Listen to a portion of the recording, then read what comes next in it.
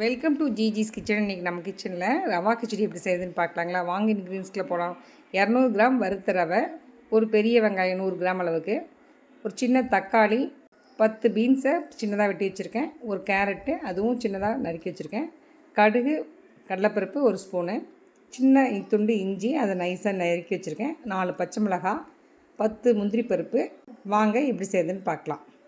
Stove on பண்ணி ஒரு கடாய் வச்சுருக்கேன். அதில் 6 டேபிள் ஸ்பூன் கடலெண்ணெய் ஊற்றியாச்சு. எண்ணெய் காஞ்சிருச்சு. இப்போ கடுகு, கடலைப்பருப்பு போட்டுக்கலாம்.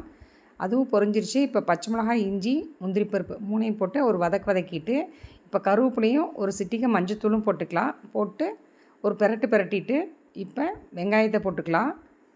வெங்காயத்தை போட்டு நல்லா ஒரு நிமிஷம் வதக்கிட்டு, இப்போ வெங்காயம் நல்லா வதங்கிருச்சு. இப்போ இந்த ஸ்டேஜில் நம்ம பீன்ஸும் கேரட்டையும் போட்டுக்கலாம். போட்டு ஒரு நிமிஷம் நல்லா வதக்கிக்கலாம்.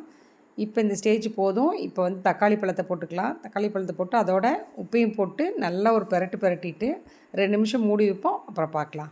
இப்போ 2 நிமிஷம் மூடி வச்சு நல்லா வதங்கிருச்சு. இப்போ தண்ணி சேர்த்திக்கலாம். நான் 1 கப் ரவை எடுத்திருக்கேன். அதுக்கு 3 கப்பு சேர்த்தணும். இப்போ சேர்த்திக்கலாம். சேர்த்திட்டு ஒரு 2 நிமிஷம் நல்லா கொதிக்கட்டும். அப்புறம் பார்க்கலாம். இப்போ நல்லா கொதி வந்துருச்சு. இப்போ ரவை சேர்த்திக்கலாம். ரவை சேர்த்திட்டு நல்லா எல்லா பக்கம் கிளறி விட்டு ஒரு 2 நிமிஷம் மூடி வைப்போம். மூடி வச்சுட்டு அப்புறம் பார்க்கலாம். இப்போ நல்லா வெந்துருச்சு. இப்போ 2 ஸ்பூன் நெய் ஊற்றி நல்லா ஒரு கிளறிட்டு கொத்தமல்லி தழை தூவி பரிமாறிடலாம். சுவையான ரவா கிச்சடி ரெடி ஆயிடுச்சு. நான் தேங்காய் சட்னியோட பரிமாறியிருக்கேன். நீங்களும் வீட்டில் இதே பக்குவத்தில் செஞ்சு பாருங்கள். எப்படி இருக்குன்னு கமெண்ட் பண்ணுங்கள், லைக் பண்ணுங்கள், ஷேர் பண்ணுங்கள். மறக்காமல் சப்ஸ்கிரைப் பண்ணுங்கள். அடுத்த வீடியோவில் சந்திப்போம். பாய்.